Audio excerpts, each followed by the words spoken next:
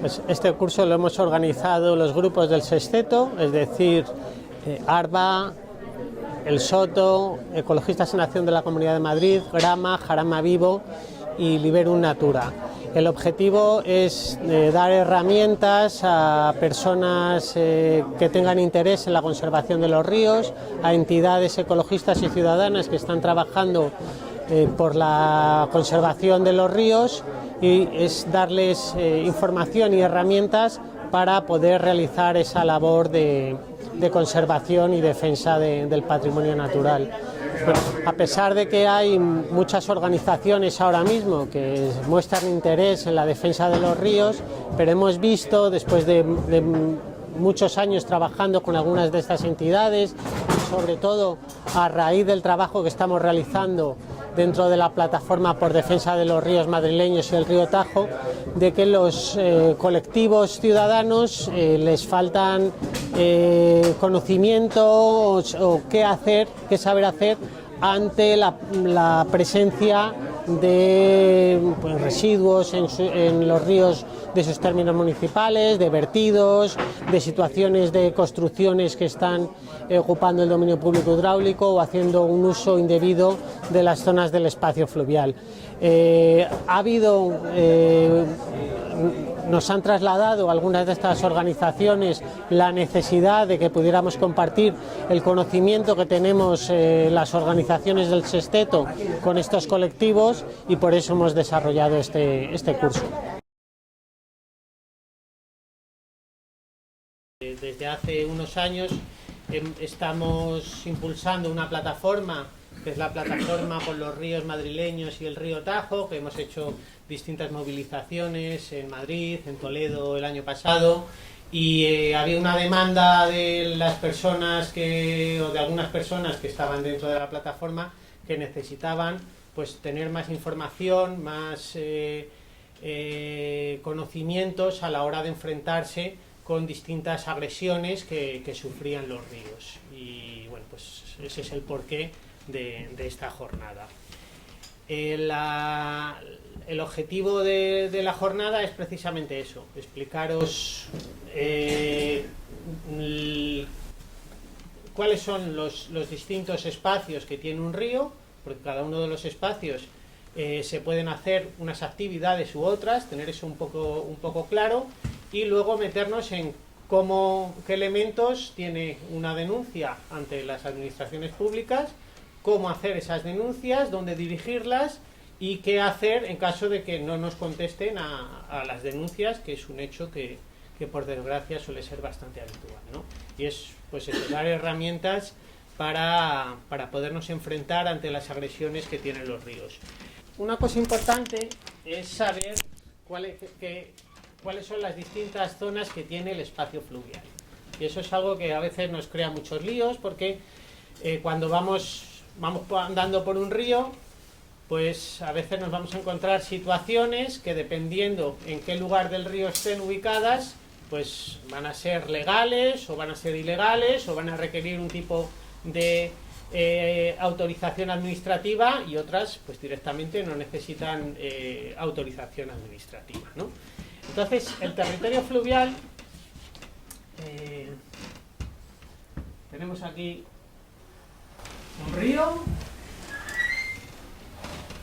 ¿vale? Esta es la caja del río, y tenemos el agua normalmente que nos va por aquí, ¿bien? Y tenemos los ríos, sabéis que sobre todo en los ríos mediterráneos están sujetos a cambios en su caudal. Todo pues, en la época de verano pues llevan menos agua, o incluso se secan de forma natural, y a finales de primavera, a finales de invierno, principios de primavera, pues producto del deshielo y de las lluvias, pues tiene crecidas que son naturales. A esas crecidas que son naturales se las llama las crecidas ordinarias, ¿no? Que digamos que son esas crecidas, van a dar morfología al río, ¿no? Y pues, si normalmente el caudal del río va por aquí, el caudal de máxima crecida ordinaria, pues puede ir por aquí, ¿no? Entonces, desde el punto de la máxima crecida ordinaria, es lo que se denomina el cauce del río, ¿vale? Esta zona, esta faja, entre la zona de las aguas bajas del río y la zona de crecida ordinaria, es lo que se denomina ribera. Esto es denominación que aparece en el reglamento del dominio público hidráulico, ¿vale? No es que muchas veces llamamos ribera a otras cosas, esto es la denominación que tiene según la ley. Esta parte del cauce es lo que se denomina dominio, es lo que es el dominio público hidráulico, ¿vale? Es una zona que es pública, que es inalienable, que es de todos, de todas, ¿no? Es una zona pública y por tanto no está sujeta a ningún tipo de propiedad. Y las actuaciones que se hacen aquí van a estar, bueno, todas las actuaciones que se hacen en el espacio fluvial están reguladas, pero las que más protección tienen, lógicamente, van a ser las que están dentro del dominio público hidráulico. A un lado y a otro lado del cauce encontramos lo que se llaman las márgenes, ¿vale? Son zonas que, pues, con la dinámica que tiene el río, las crecidas extraordinarias, pues puede que se inunden, o puede que no se inunden, o puede que se inunden una vez cada 800 años, pero son zonas que forman parte de lo que se llama el espacio fluvial. Dentro de las márgenes encontramos dos zonas. 100 metros a cada lado del río es lo que llamamos la zona de policía. Esa zona está sujeta también, las actividades y usos que se hacen en esta zona están sujetas a una serie de limitaciones, ¿no?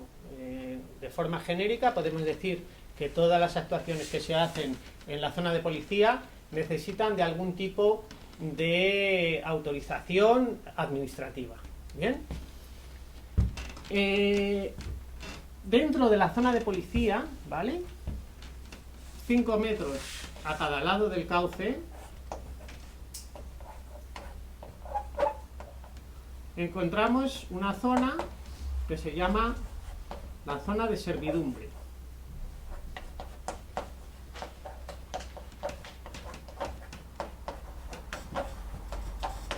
El objetivo de esta zona es dejar paso a las personas, dejar paso a emergencias, pescadores, gente que navega, por ejemplo, por el río, y el objetivo es ese, que haya un paso a un lado y a otro del cauce que nos permita ese acceso al río, ¿vale? Esta zona, la zona de policía, no tiene por qué ser pública. Eso es una confusión que muchas veces tenemos. Incluso la zona de servidumbre, que está dentro de la zona de policía, es una zona que puede ser privada perfectamente. Y en esta zona los usos y actividades están regulados. De forma genérica podemos decir que no se puede hacer ningún tipo de uso o actividad que impida el paso, pero sí están sujetos a la propiedad privada de una persona. Por ejemplo, se puede cultivar dentro de la zona de servidumbre, pero esos cultivos no tienen que interrumpir el paso de las personas. Bien, encontramos pues, cualquier tipo de actuación que nos interrumpe el paso, eso es sujeto de denuncia o de comunicación a la Confederación Hidrográfica del Tajo. La zona del dominio público hidráulico sí que es una zona pública, ¿vale? Y nadie puede apropiarse en ningún caso de lo que se hace dentro del dominio público hidráulico. ¿Cómo sabemos? Porque claro, vamos por el río tiene pues una dinámica, la zona nunca te queda tan claro como lo he puesto aquí de lo que es el cauce, ¿no? Y cómo podemos saber si nos estamos moviendo dentro del cauce o dentro de la zona de servidumbre o dentro de la zona de policía. porque muchas veces la zona por la que vamos a poder ir andando dentro del río va a ser esta, la zona de la ribera, ¿no? Pero además de la zona de la ribera necesitamos esa zona de servidumbre. ¿Cómo se determina esto? Esto se determina por una reforma que hubo hace relativamente poco en el reglamento del dominio público hidráulico, a través de métodos hidrológicos, hidráulicos, geológicos, a través de fotografías aéreas históricas, datos históricos que haya, y entonces pues los técnicos de las distintas confederaciones o las comunidades autónomas en las cuencas que son autonómicas pues determinan lo que es cada uno de esos espacios. Lo importante es la determinación de esto, de la zona de máxima crecida ordinaria. Esto, la forma de hallarlo, si las confederaciones disponen de datos históricos suficientemente grandes, pues se mirará esos datos que hay y a través de las medias de las crecidas anuales que haya en el río se establece cuál es la zona de máxima crecida ordinaria. La normativa dice que al menos tiene que haber datos de 10 años. A partir de 10 años ya se puede determinar lo que es esa zona de máxima crecida. Si no se disponen de esos datos, ¿qué es lo que se hace? Pues se hacen modelizaciones, o sea, a través de distintas técnicas y programas informáticos y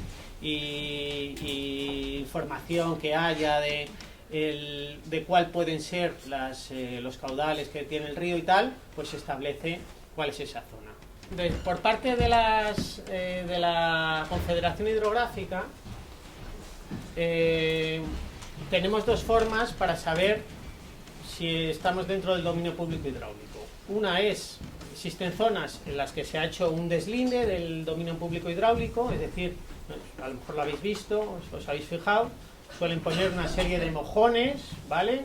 Así como cilíndricos, normalmente son cilíndricos, de color blanco, que pone CHT o CHD si estamos en el Duero, o CHE si estamos en el Ebro, que determina esto. El mojón se pondría aquí, ¿vale? En lo que es la zona de dominio público hidráulico. Un mojón aquí y otro mojón aquí. Es decir, a partir de ese mojón tendríamos que contar 5 metros aquí en horizontal. Es decir, esto no lo he dicho, siempre las distancias se miden en horizontal, no se miden en lo que es la pendiente del terreno, porque si no daría menos longitud, ¿no? Vale. Entonces hay tramos de río que vais a ver estos mojones que están marcando el dominio público hidráulico. Vemos muchos casos en los que hay viviendas, en los que hay vallados, en los que hay propiedades que la propiedad justo la tenemos aquí donde está el mojón y a lo mejor 200 metros más adelante vemos que lo que es el dominio público hidráulico pues a lo mejor hace unos requiebros, ¿no? Se nota que lo han hecho para salvaguardar esas propiedades privadas que pueda haber en el terreno, ¿no? Eso es algo que ya está establecido y modificar eso pues es realmente pues muy complicado, ¿no? ¿Qué ocurre? Que esto ha sido una actividad muy costosa en medios y en tiempo por parte de las confederaciones hidrográficas y no lo han realizado únicamente en muy pocos sitios, ¿vale? Entonces, para aquellos sitios, ahora mismo lo que se está haciendo, en los que no se ha hecho el deslinde, lo que se está haciendo es el deslinde cartográfico, que se llama. Se está estableciendo en unos planos por donde iría cada una de las zonas. En la documentación que os demos, uno de los objetivos nuestros era poder explicarlo con un visor, el visor Geoportal del Ministerio de Medio Ambiente, y ahí tenemos esa cartografía del espacio fluvial. Como decía, en la documentación vais a tener el acceso al Geoportal, es más o menos intuitivo, a lo mejor cuesta un pelín encontrar la información y bueno, pues si tenéis alguna duda nos escribís y os decimos cómo llegar a esa información. Si os metéis ahí os vais a llevar con muchas sorpresas. En las zonas en las que normalmente vayáis por los ríos os vais a encontrar con unas situaciones pues que os van a llamar mucho la atención. Por ejemplo, el caso que traía en la presentación era el caso de Getafe, la zona de los asentamientos de infraviviendas que hay en la zona de Perales del Río. Pues en el plano se ve claramente que esas infraviviendas, parte están dentro del dominio público hidráulico, parte de esas infraviviendas o casi todas están en la zona de servidumbre y buena parte están en la zona de policía, ¿no? Entonces, ¿qué ocurre? Pues que con ese plano nosotros vamos a tener información de que esas actuaciones que se están haciendo en ese lugar pues no son las apropiadas, ¿vale?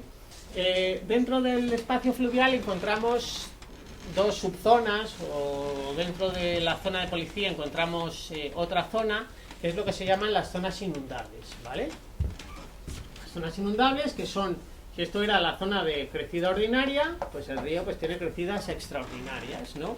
Y son las zonas, son esas crecidas, esas inundaciones, esas avenidas que traspasan lo que es la zona del cauce y entran en la zona de policía, ¿vale? Eso serían las zonas inundables.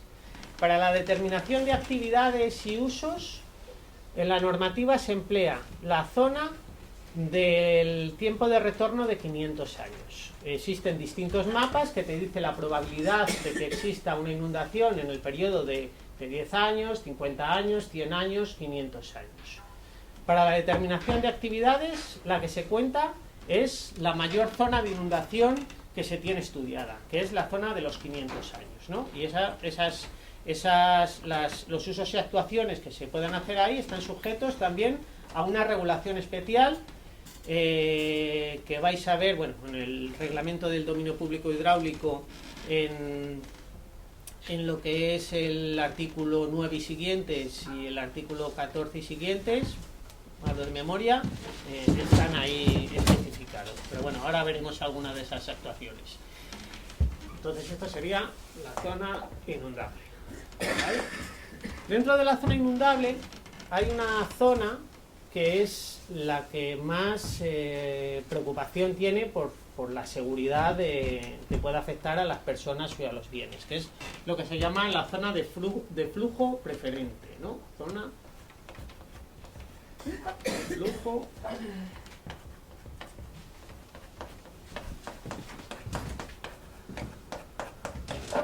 preferente. Como indica la palabra, es la zona donde cuando hay una avenida extraordinaria, una crecida extraordinaria, es la zona donde tiende a concentrarse el flujo del agua de la avenida. Es una zona que se mide tanto por la velocidad del agua como por la cota que pueda tener el agua. Entonces es la zona, digamos, más peligrosa, que más riesgo entraña. Y las actividades que se hacen en la zona de flujo preferente están sometidas a una regulación todavía más importante que lo que son las zonas inundables. Mucho ojo, que esto a veces lo confundimos. Una zona inundable no significa que nos estén marcando, una zona inundable de crecida extraordinaria no nos está marcando que ese terreno sea dominio público hidráulico, ¿vale? Nos está marcando únicamente una zona dentro de la zona de policía donde el río pues desarrolla su propio dinamismo, pero no significa que esa zona sea pública, porque muchas veces vemos esas inundaciones extraordinarias que hay y dicen, no, es que esto es del río. En teoría sí es del río, pero legalmente no significa que no puedan desarrollarse usos o actividades en esa zona, ni que tengan que ser de propiedad pública. ¿Bien? Luego, claro, nos encontramos con realidades en las que vemos que la zona de crecida ordinaria, como un caso que traíamos aquí de San Fernando de Henares, que la zona de crecida ordinaria está invadida también por una serie de infraviviendas que además se ha mojonado mal y la zona de la máxima crecida ordinaria, pues digamos estaría aquí, pero el mojón está aquí, ¿no? Y bueno, pues son situaciones que lamentablemente se han regulado así, se han ejecutado así y bueno, pues poco podemos hacer por parte nuestra. Si se supone que en 10 años esa zona se ha inundado 8, digo yo que eso será crecida ordinaria y no crecida extraordinaria, ¿no? Pero bueno. Las actividades, ahora vamos a ver qué es lo que se puede hacer y lo que no se puede, o algunas de las cosas que se pueden hacer. Digamos que esto tiene una regulación, pero dentro de las zonas inundables está la zona de flujo preferente, ¿vale? Y esas están todavía, tienen una regulación adicional a la de las zonas inundables, ¿vale? Como decía, importante, las zonas inundables, efectos de usos y actividades, el periodo de retorno de los 500 años, ¿vale? A ver, en la zona del dominio público hidráulico, ¿se pueden hacer cosas? ¿Se pueden hacer actividades o no se pueden hacer actividades o usos? ¿Eh? ¿En el dominio público? Sí. Se puede hacer muchísimas cosas en el dominio público. De todo. Básicamente se pueden hacer 3 cosas sin pedir autorización, que es bañarse, beber y abrevar el ganado, ¿vale? Eso es lo que se llaman los usos comunes, y eso libremente se puede hacer en todos los ríos, salvo que haya una regulación específica que nos diga que no se puede hacer por motivos de conservación del ecosistema, de la fauna o de la vegetación, ¿bien? Y esa regulación tiene que venir por parte de la administración competente en ese tema. En caso de fauna y flora, por parte de la comunidad autónoma. En caso de conservación de aguas, por parte de la Confederación Hidrográfica. ¿Bien? Y pescar. Pescar necesitas una autorización. Bueno, ya, claro, pero digo sin autorización. Se puede.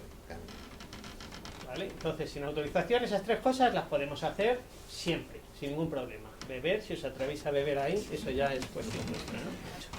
Los usos comunes no requieren autorización en el dominio público hidráulico, siempre y cuando no se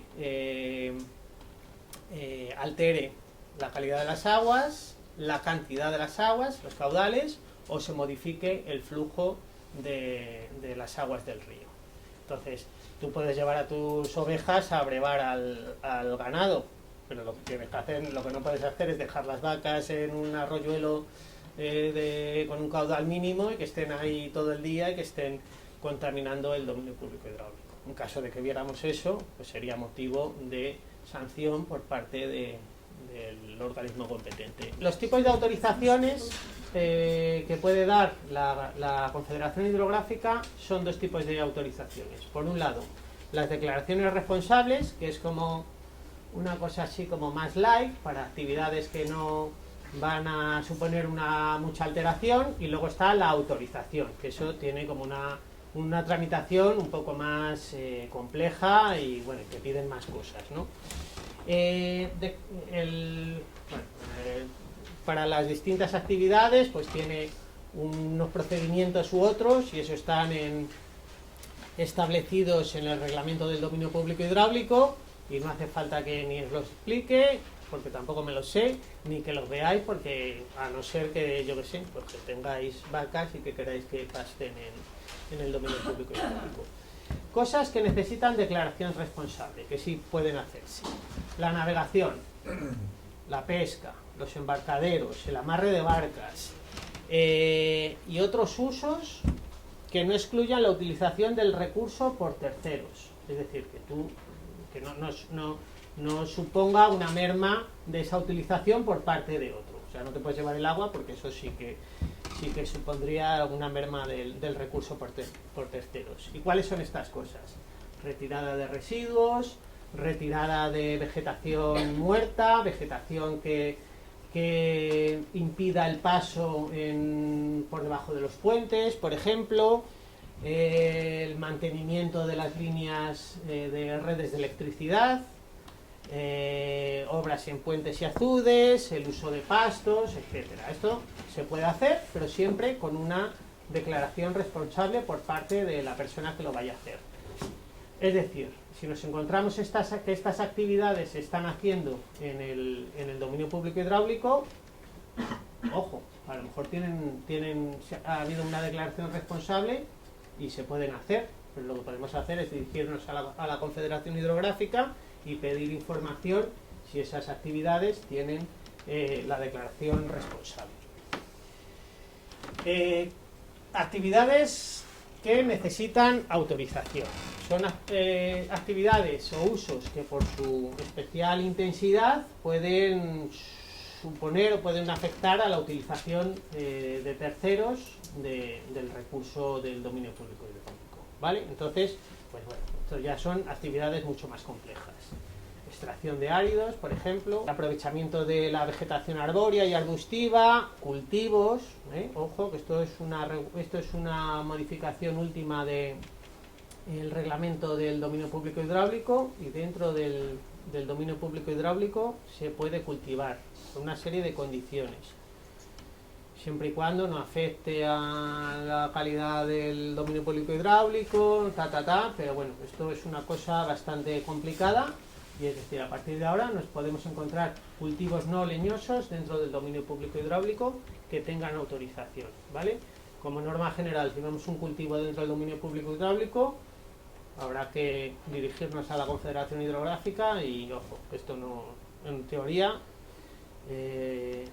si se hace, tiene que estar debidamente justificado. Embarcaderos no desmontables, establecimiento de puentes o pasarelas, instalaciones para baños públicos, estabilización de cauces, canalizaciones, motas de defensa, retirada de especies exóticas, etcétera, etcétera, ¿vale? Todo esto necesita una autorización, ¿vale? Todo lo que ocurra aquí, bueno, aquí y aquí.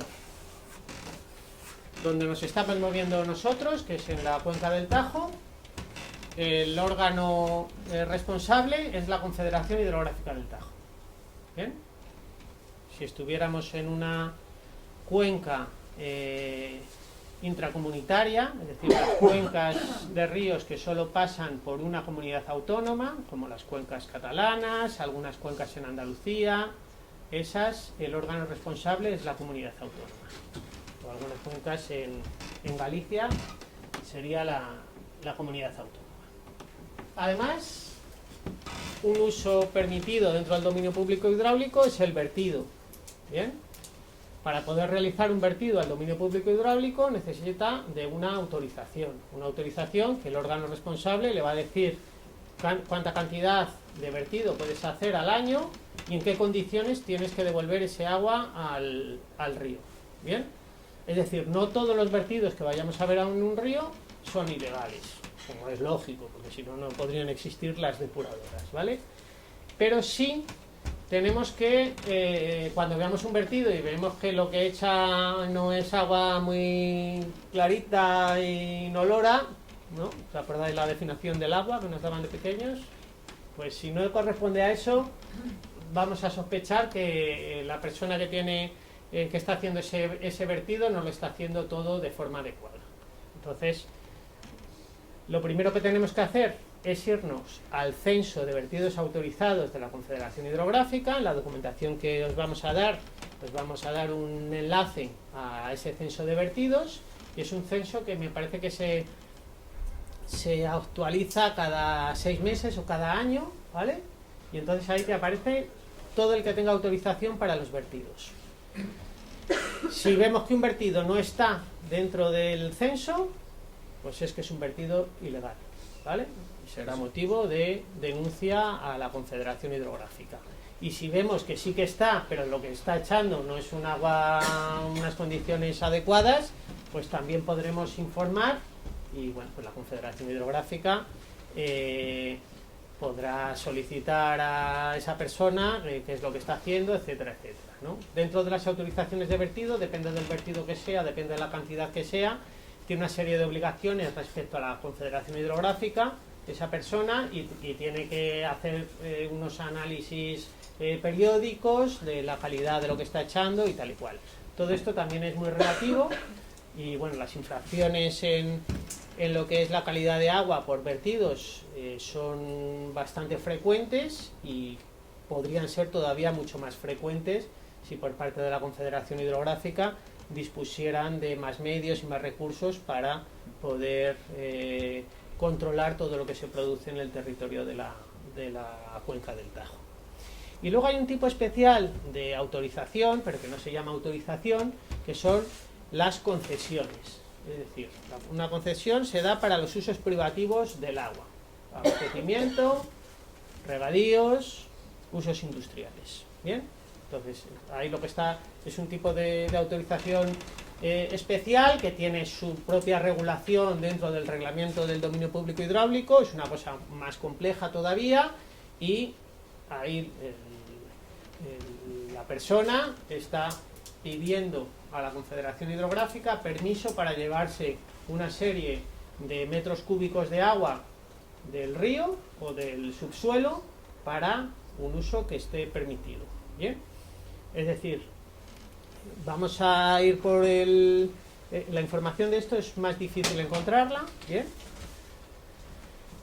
vamos a ir muchas veces por el río y vamos a ver que hay una goma que está metida dentro del cauce del río, que está alimentando unos pastos que están al lado, o unos cultivos, o alguien que tiene hecho un pequeño azuz en el río y está desviando parte del agua del río, o una comunidad de regantes que tienen su azuz y que tienen sus canales para regar sus cultivos.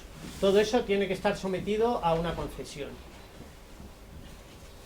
Si nos es sospechoso, pues la típica goma en un manantial, en un río de montaña, pues conviene hacer foto, tal, y hacer una denuncia, como veremos luego que se hacen las denuncias, porque esas cosas así chapuceras muchas veces no están sometidas a concesión. A veces sí, a veces nos llevamos sorpresas y sí. Todas estas concesiones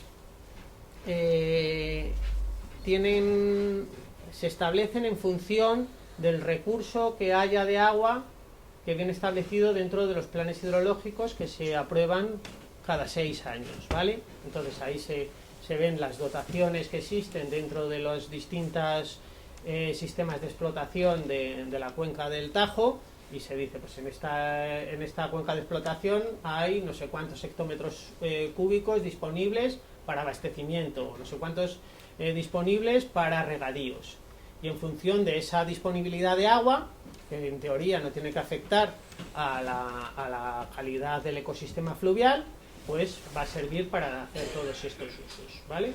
Ahora mismo en la cuenca del Tajo, según lo que dice el plan hidrológico, es que no se van a aumentar los regadíos dentro de la cuenca, y si veis, como el caso vuestro de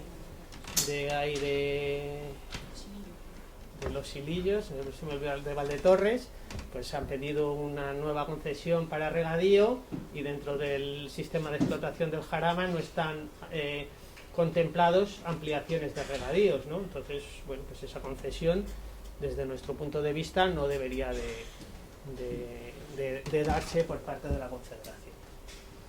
Vale. Usos permitidos.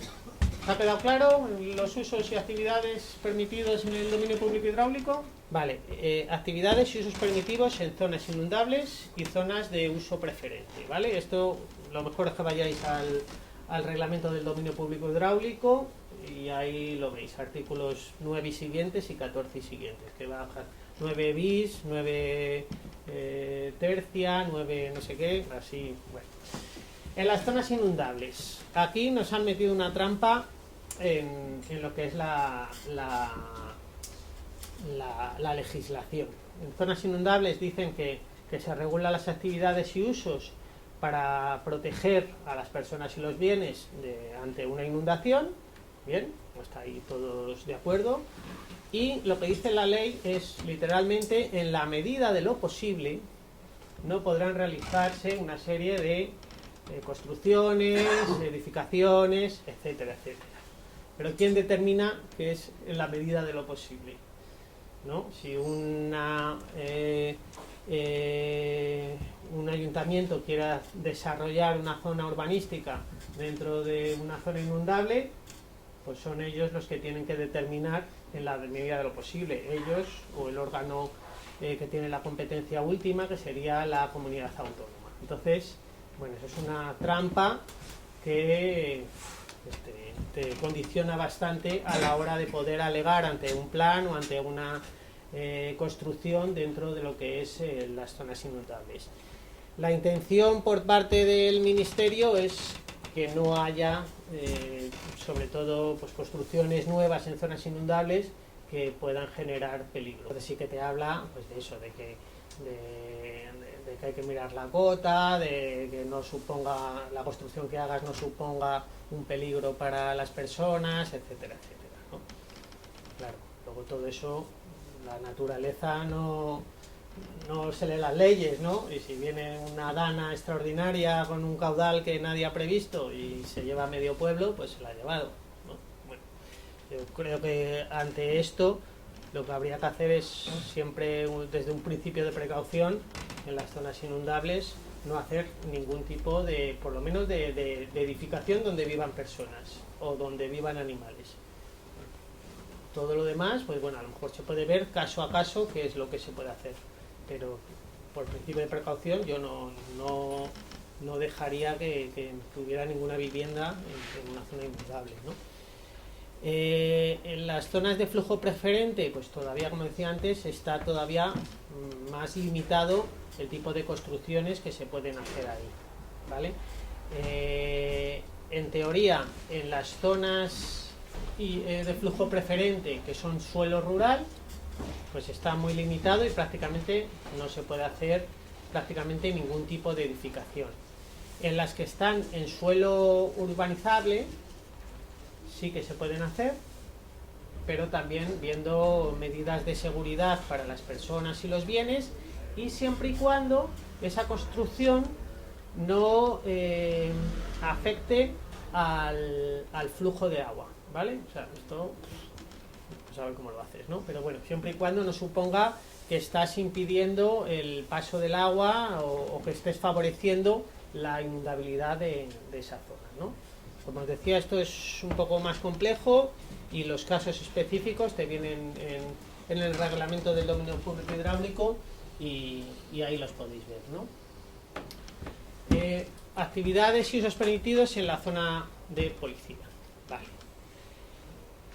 Lo que decíamos antes, todos los actos y planes que necesiten ser aprobados por las comunidades autónomas o las entidades locales necesitan de un informe preceptivo de la Confederación Hidrográfica, ¿vale? O sea, cualquier plan urbanístico, cualquier plan de carreteras, no sé qué, tal, necesita que sí o sí la Confederación Hidrográfica diga si se puede hacer ahí o no se puede hacer, ¿vale? Eso, bueno, pues es algo que de cara sobre todo a los ayuntamientos, Nines pues lo podrá contar más, pues planes urbanísticos que no tenían ese informe preceptivo de la Confederación Hidrográfica y por tanto pues ese plan urbanístico no podría hacerse porque necesita de ese trámite. Con carácter general, en el dominio público hidráulico no se puede hacer ninguna actividad que suponga la eliminación de la vegetación autóctona de ribera, ¿vale? Aquí yo me pregunto, que aquí la trampa está en determinar qué es la vegetación autóctona de ribera, ¿vale? Por ejemplo, los fresnos de Silillos son vegetación autóctona de ribera, pues eso habrá quien diga que sí, habrá quien diga que no.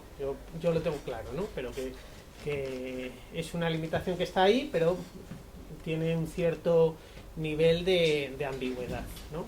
Porque también estamos hablando de la zona de policía y necesitarás probar que esa vegetación tenga influencia con lo que es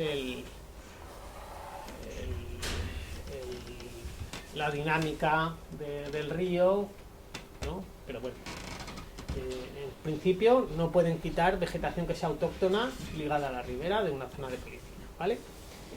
Declaración responsable en las zonas de policía, pues prácticamente lo mismo que hemos visto antes para las zonas de dominio público hidráulico y además obras que no modifiquen sensiblemente el relieve natural, ¿vale? Si no, tú puedes hacer ahí obras y no modificas el relieve natural, pues necesitas de declaración responsable. La autorización, pues aquellas actividades que modifiquen el relieve natural, las acampadas colectivas, las plantaciones para aprovechamiento forestal, la extracción de áridos, etcétera, etcétera. Es decir, casi cualquier cosa que hagas dentro de la zona de policía, aunque sea tu terreno, aunque tu chalet esté vallado y esté dentro de la zona de policía, si tú haces una serie de usos o aprovechamientos de ese suelo, necesitas autorización por parte de la Confederación Hidrográfica. O sea, cualquier vallado que exista dentro del dominio público hidráulico, etcétera, etcétera, va a necesitar de esa autorización, ¿no? Entonces, bueno, pues esto hay que tenerlo en cuenta porque se producen muchas veces actuaciones dentro de la zona de policía que, aunque sean zona privada, si vemos que pueden afectar a la calidad del ecosistema fluvial, podemos remitirnos a la Confederación Hidrográfica, interesarnos en la Confederación Hidrográfica para decir si esas actuaciones tienen autorización. ¿Por qué denunciar, no?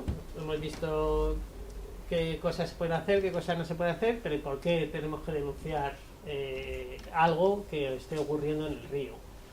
Bueno, pues aparte de porque somos súper majos y súper majas y estamos muy interesados por la protección del medio ambiente y de los ríos en particular, el hecho de denunciar lo tenemos que ver como una colaboración ciudadana con las administraciones públicas, y las administraciones públicas tienen que ver que la denuncia de los particulares o de las entidades sociales o ecologistas es una colaboración. Estamos informando realmente con una denuncia a las administraciones públicas de aquello que está ocurriendo en un lugar que las administraciones son competentes en su conservación.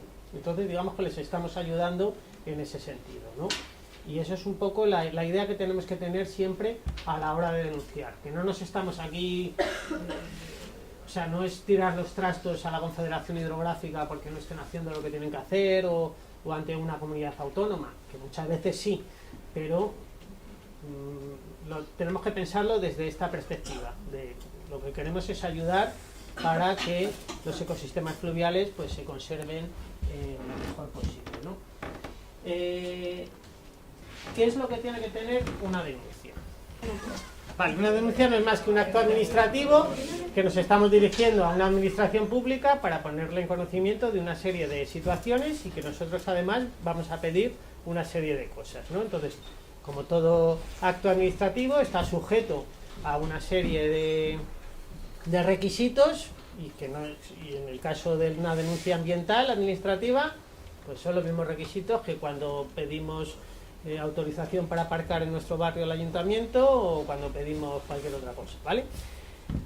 Básico, aunque eso ahora, bueno, como ahora todo va informatizado ya te lo va a pedir, pero básico es la identificación de la persona o la entidad que realiza la denuncia. Nombre y apellidos, DNI, domicilio, eso es obligatorio y eso lo tenemos que hacer. Ya os digo, no supone nada denunciar a alguien con nuestro nombre y apellidos, salvo que a lo mejor sea un pueblo pequeño y vayamos a hacer una denuncia al ayuntamiento de nuestro pueblo, entonces pues ahí guardaros un poco las espaldas, ¿no? Pero ante la Comunidad de Madrid o ante la Confederación Hidrográfica del Tajo no supone ningún problema esa identificación que hacemos a la hora de poner una denuncia.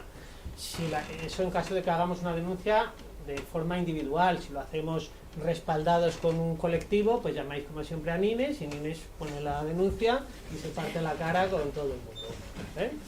Vale. Segundo elemento. Hay que describir los hechos que hemos visto. Esto es importante, describir los hechos. ¿Cómo describimos los hechos? Pues lo podemos hacer con un lenguaje técnico que no tenemos o lo podemos hacer como buenamente sepamos. Pero siempre hay que intentar describir lo máximo posible lo que estamos viendo. Si es un vertido, pues decir que el agua era oscura, que tenía mal olor, que se vertía por un tubo de hormigón de 50 centímetros. Si es un vertido de basuras, pues decir que estaba dentro de la zona de servidumbre, dentro del dominio público hidráulico, que tenía una extensión de 50 metros, que había lavadoras, amianto y no sé qué. Intentar además poder identificar al posible agresor si tenemos datos. Si no tenemos datos, pues lógicamente no vamos a acusar a nadie, pero podemos decir este vertido se estaba realizando aquí, que curiosamente al lado hay una granja de cerdos y lo que salía por el vertido era mierda pura. Pues vamos, eso va a dar pistas al organismo para poder intervenir, ¿vale? Todo lo que se nos ocurra, meterlo en la denuncia. Nadie os va a llamar y decir, oye, esto está mal hecho. No, ¿vale? Descripción. Segundo, localización.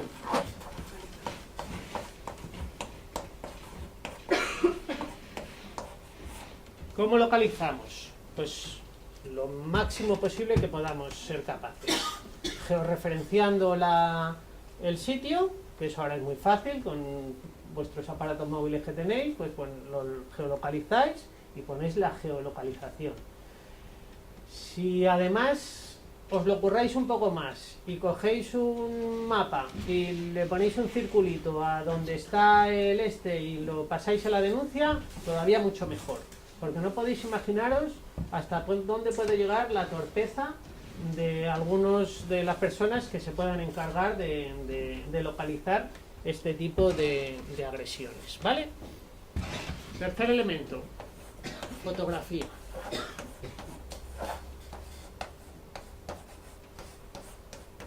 Y esto es bastante importante también. Todas las fotografías que os podáis agenciar del hecho denunciado, pues mucho mejor. O sea, que lo ilustre bien y tal y cual. Vídeos yo me parece que no pueden meterse, ¿no? Si los metes Sí. en un... Si los subes a YouTube o los subes a un Sí, Drive, vale, sí. Y metes el enlace. Bueno, son cosas que se pueden hacer, ¿no? Pero directamente como documento no lo puedes enviar. Entonces, toda esa documentación gráfica también va a ayudar, y también le estamos diciendo al funcionaria, oye, que sabemos que esto existe y que está aquí y que, mira, más datos, vale. Luego, otra cosa, bueno, en la localización, no lo he dicho, también es importante que digamos si el hecho se produce en la zona de policía, en la zona de servidumbre, en la zona del dominio público hidráulico. ¿Bien? Eso también lo estamos guiando a la administración por donde tiene que ir y se lo estamos dejando mucho más claro. Y una cosita con la fotografía, que a veces se cometen errores. Las fotografías a veces lo que hacemos es, hay un vertido y hacemos la foto así, ¡pum!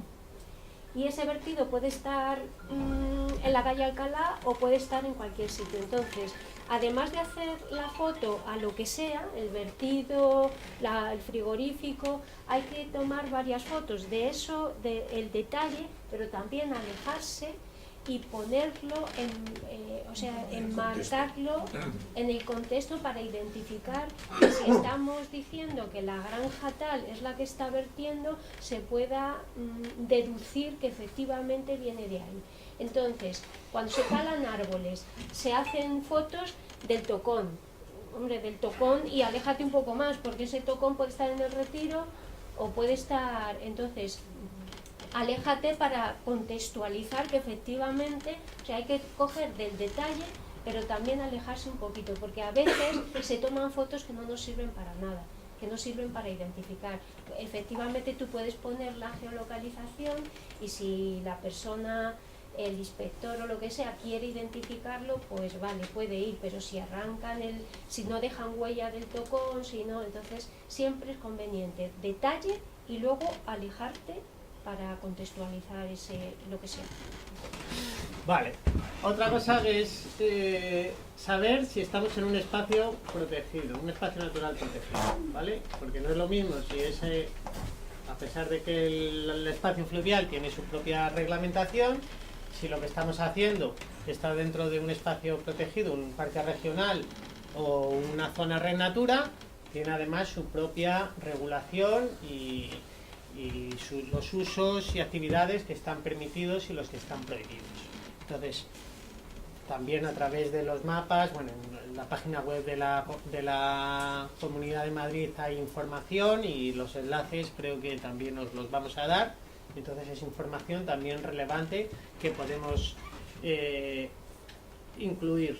Vías pecuarias. También es importante que señalemos si lo que estamos denunciando está dentro de una vía pecuaria, ¿vale? Y luego ya, después de todo esto, ¿no? Ya hemos identificado bien lo que hemos visto, ya lo que diremos lo podemos decir o no, si lo decimos está bien, si no, pues tampoco pasa nada, es la vulneración legal que hemos visto, ¿no? En función de las leyes o normas que manejemos, la ley de aguas, reglamento del dominio público hidráulico, los planes de gestión de las zonas Renatura, las leyes y planes de ordenación de los espacios protegidos, pues podemos decir, pues según el artículo no sé qué de la ley, esto no se puede hacer, y según el artículo no sé cuánto del plan de ordenación de los recursos naturales del Parque del Sureste, esto tampoco se puede hacer, ¿vale? Esto no es imprescindible, porque la administración es y debe ser conocedora de las normas que son de aplicación, pero si nosotros solo decimos, es como le estamos diciendo, que te estoy vigilando, mucho ojo, ¿vale? Y si no, llamáis a Nines y Nines solo dice. Nines, tú les des el nombre.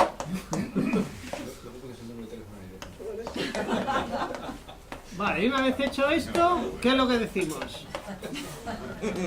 Vas a salir una. Solicita, ¿vale? ¿Y qué solicitamos?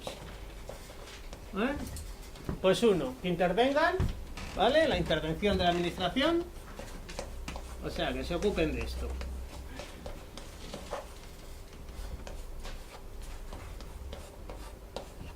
Dos, que nos tengan por personados, interesados en el asunto. Y tres, esto es de perogrullo, pero está bien decirlo porque luego no ocurre, que nos mantengan informados.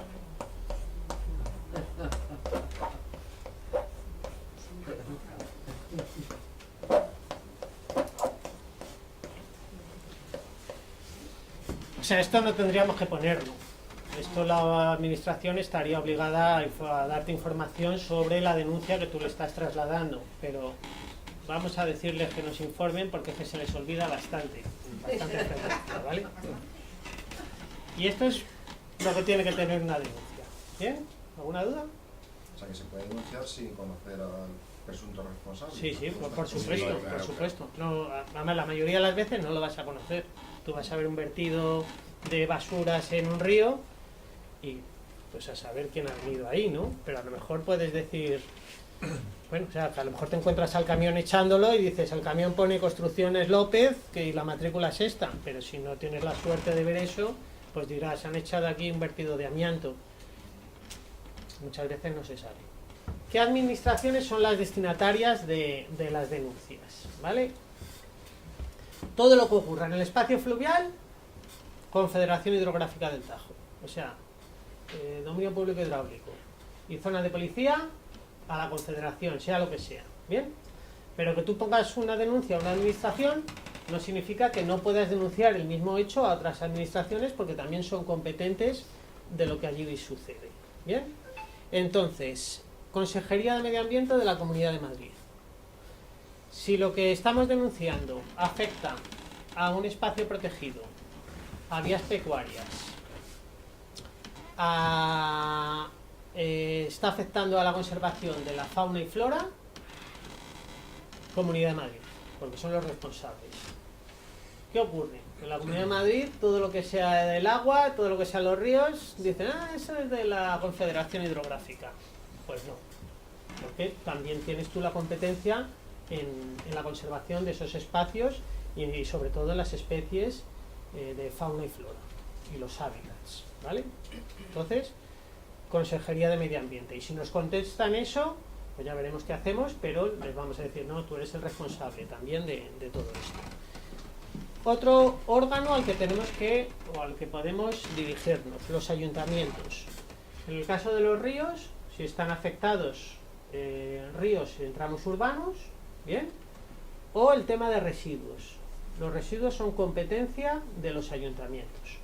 ¿Bien? Entonces, si vemos un residuo, ayuntamiento, porque eres el competente de la gestión de esos residuos.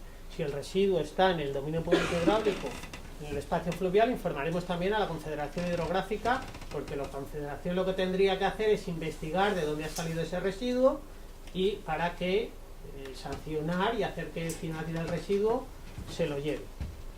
Y bueno, temas urbanísticos y tal que llevan los ayuntamientos, pues también sería dirigirnos a los ayuntamientos. Al SEPRONA, es decir, al Servicio de Protección de la Naturaleza de la Guardia Civil. Pues siempre que sea un caso pues relevante o que yo qué sé, o que veamos ahí que se está cometiendo infragranti, ¿cómo se dice? Eso, muy bien dicho. Pues nos podemos dirigir al SEPRONA. Podemos hacer una llamada al 062 o al número de Tres Cantos, que os lo damos en la documentación, informamos del hecho que se está produciendo un hecho con gravedad, pues detectamos un vertido que está echando una gravera en ese momento al río, pues llamamos al SEPRONA, ¿no? Complicado también el SEPRONA, porque normalmente vamos a ir en fin de semana al campo, en fin de semana pues hay 3 o 4 para toda la Comunidad de Madrid y te van a decir, eso que yo estoy en... Uy, pues yo que estoy en Las Rozas y tú estás en Aranjuez, no me jodas. Y bueno, vale, ¿y eso dónde está? ¿Me puedes esperar? Digo, pues no, porque yo he quedado a las 2 a comer con mi suegra, no puedo, ¿no? Y ellos están, bueno, es complicado, ¿no? Pero bueno, a veces responden y entonces te pedirán los datos y tú negocias con ellos y a veces van y lo solucionan, ¿no? O sea, en definitiva, no es una crítica a la Guardia Civil, es a los medios que tiene el SEPRONA, ¿vale? También hay un correo electrónico para el SEPRONA que se pueden denunciar los hechos. La denuncia al SEPRONA no tenemos por qué identificarnos, ¿vale? Únicamente estamos comunicando una serie de hechos que están sucediendo y ellos pues van a ir allí para levantar un atestado. Entonces, tanto la llamada de teléfono como el correo electrónico que pongamos, pues tampoco pasa nada porque os identifiquéis, no os va a suponer nada. Informáis de esos hechos y si es por correo electrónico, pues te responden. No te responden. Ellos van, sacan el atestado y tal, y la Guardia Civil casi nunca te responde de las actuaciones que hace. Y luego, para casos más graves, pues nos podemos ir a la Fiscalía de Medio Ambiente, ¿vale? Eso luego lo explicamos. Y eso pues hacemos un escrito similar a todo esto y explicamos las vulneraciones que haya habido a la fauna, la flora, los hábitats y tal. ¿Cómo hacer la denuncia? Ya lo hemos hecho el papelito, ya lo tenemos todo bien claro. Si actuamos en nombre de una organización, lo tenemos que hacer por registro electrónico obligatoriamente, que es lo más fácil del mundo, lo más sencillo, y te pida ir a los sitios y andar con fotocopias y historias, ¿vale? Entonces hay un registro electrónico general, que es la red SARA, que te metes ahí y ahí están todas las administraciones que existen en España, las generales del Estado central, las de las comunidades autónomas y los ayuntamientos. Y entonces ahí nos dirigimos fácilmente a cualquiera de ellos. Los particulares sí que todavía se puede hacer denuncias directamente en registro o por correo certificado, ¿vale? Entonces pues tendremos que ir con una copia de lo que estamos denunciando, que el funcionario nos sellará a papa y ahora te lo escanean. bueno, es verdad, sí, yo es que soy muy antiguo. Te lo escanean y te dan la copia escaneada y tal, ¿vale? Pero tienes que gastar tiempo en todo esto. Para acceder al registro electrónico tienes que tener el certificado electrónico o el DNI electrónico o alguna de estas cosas que hay, que bueno, pues cada vez es más fácil sacarlo y os aconsejo que lo saquéis porque os vais a quitar mucho trabajo. Si denunciamos al SEPRONA, pues ya os lo he dicho, la dirección esa de correo electrónico del SEPRONA que la vais a tener y ya está. Y luego una cosa que está bien, aparte de denunciar, muchas veces conviene sacarlo, la denuncia, a la opinión pública. Entonces, si pertenecéis a algún colectivo, pues controlad los medios de comunicación de vuestra zona y sacar una nota de prensa con eso que estáis denunciando, porque eso también muchas veces da fuerza a la administración, da ánimo, no, casi necesidad, impulso a la administración a la que nos estamos dirigiendo para que actúen en base a la denuncia que les estamos poniendo. Llamadas de teléfono al 092 en caso de que estemos en un tramo urbano de un río, ¿vale?